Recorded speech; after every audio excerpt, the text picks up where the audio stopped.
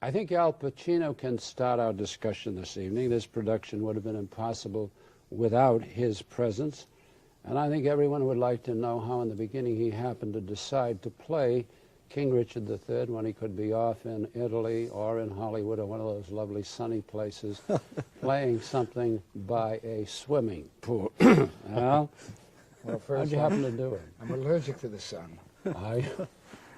Well, I've always wanted to do Shakespeare, and I thought it was optional whether I did Richard or Hamlet or Iago in Othello.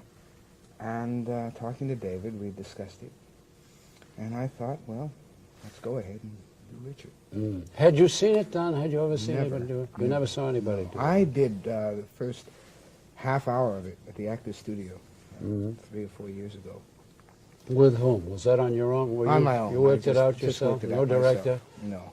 No. The best way to do it.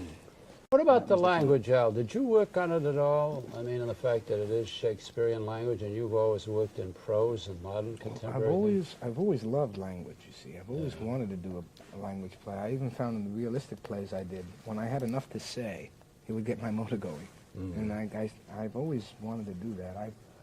I remember years ago just going over soliloquies of Hamlet and Macbeth, and just doing them in my room or anywhere I could.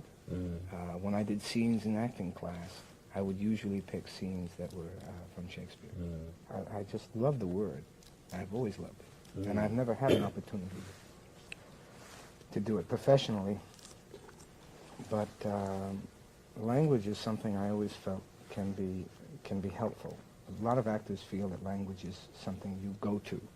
I feel language serves you as an actor.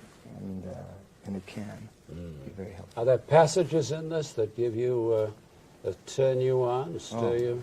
What, for example?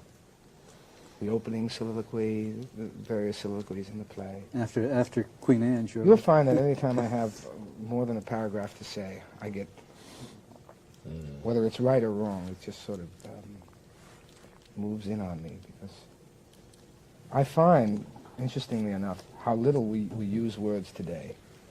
Especially on my day off, when I go into New York, I meet people. The mouths are very lazy. We don't talk.